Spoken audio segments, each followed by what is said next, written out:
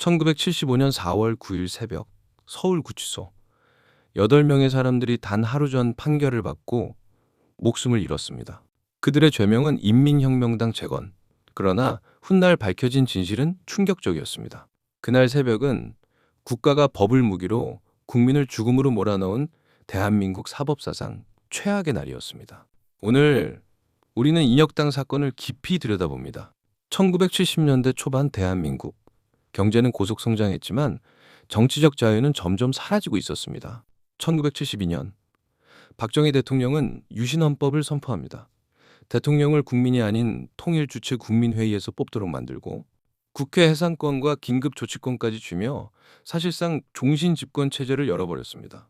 유신체제 아래서 반대 세력은 공산주의자로 몰렸습니다. 언론은 검열당했고 대학생들은 사상 검증을 받았으며 재야 지식인과 종교계, 노동운동가들은 중앙정보부의 감시 대상이었습니다. 이 긴장된 공포 분위기 속에서 정권은 또다시 빨갱이라는 이름으로 거대한 공안 사건을 만들어냅니다. 인혁당이라는 이름은 사실 1964년에 이미 등장했습니다. 그해 중앙정보부는 지식인들이 북한과 연계해 인민혁명당을 조직했다고 발표했습니다. 당시 박정희 정권은 5.16 군사 쿠데타 이후 정통성 논란에 시달렸습니다. 학생 시위와 야당의 반발이 거세지자 정권은 이를 진압하기 위해 공산주의자 색출을 명분으로 내세운 겁니다. 그러나 1차 인혁당 사건은 국제사회의 비난 속에 허위로 드러났고 1968년 대법원은 결국 피고인들에게 무죄를 선고했습니다. 하지만 10년 뒤 그 이름은 다시 부활합니다. 그리고 이번에는 목숨을 앗아가는 결과를 낳습니다. 1974년 봄 한국 사회는 민주화를 요구하는 목소리로 가득했습니다. 특히 민청 학년 사건이라 불린 대규모 학생 운동이 있었습니다. 전국 대학생 수천 명이 유신 반대를 외치며 시위에 나섰습니다.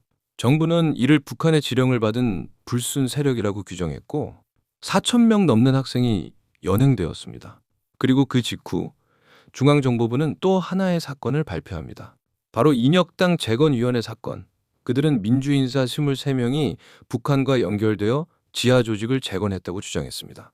체포된 이들 가운데는 교수, 언론인, 변호사, 회사원 등 평범한 시민들이 많았습니다. 이들은 단지 민주주의를 요구했다는 이유로 빨갱이라는 낙인을 찍힌 것이었습니다. 체포된 이들에게 가해진 건 상상을 초월하는 고문이었습니다. 물고문, 전기고문, 구타, 잠 안 재우기. 어떤 이들은 손톱이 빠지고 갈비뼈가 부러지고 평생 장애를 안게 됐습니다. 결국 많은 피고인들이 자백을 할 수밖에 없었습니다. 그 자백은 증거로 둔갑했고 법정에서는 북한 지령이라는 실체 없는 이야기가 사실로 둔갑했습니다. 사실 이들이 한 일은 민주화를 요구하는 모임을 갖고 사회 문제를 토론한 것이 전부였습니다. 그러나 권력은 그것을 반국가 조직 활동으로 몰았습니다. 법원은 정권의 눈치를 보며 이 허위 자백에 의존했고 재판은 이미 결론이 정해진 쇼에 불과했습니다. 1975년 4월 8일 대법원은 8명의 피고인에게 사형을 확정합니다. 그리고 충격적인 일이 벌어집니다. 단 하루 뒤인 4월 9일 새벽 그들은 곧바로 교수대에 올려졌습니다. 보통 사형 집행에는 몇 달의 유예가 따릅니다. 국제사회에 설명할 시간을 두기 위해서라도 그렇습니다. 그러나 이 경우엔 단 하루, 마치 누군가 급히 입을 막으려는 듯한 집행이었습니다. 그날 새벽 8명은 가족과 마지막 인사도 나누지 못한 채 차가운 형장의 이슬로 사라졌습니다.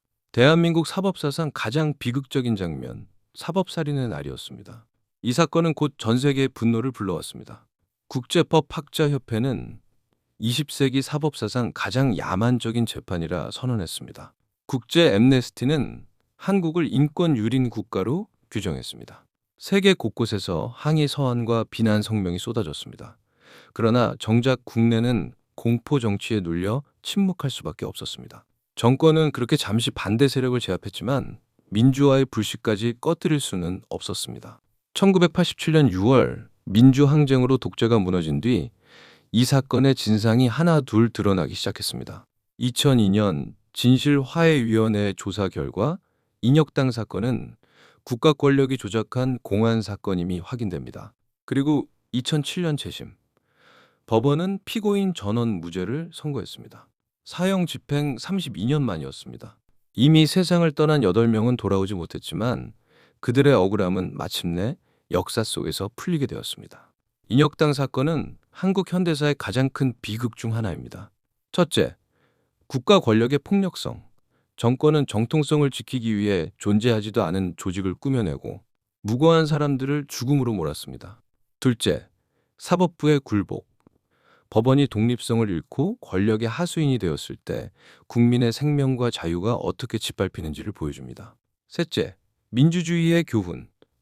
인혁당 사건은 민주주의와 인권을 지키지 못하면 나라 전체가 어디까지 추락할 수 있는지를 보여주는 경고입니다. 그리고 마지막으로 희생자들의 죽음은 한국 민주화 운동의 밑거름이 되었습니다.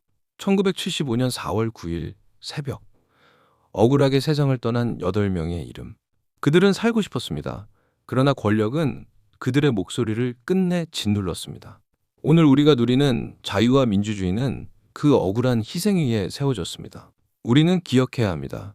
국가가 국민 위에 군림하는 순간 민주주의는 무너진다는 사실을. 그리고 다짐해야 합니다. 그런 역사가 다시는 반복되지 않도록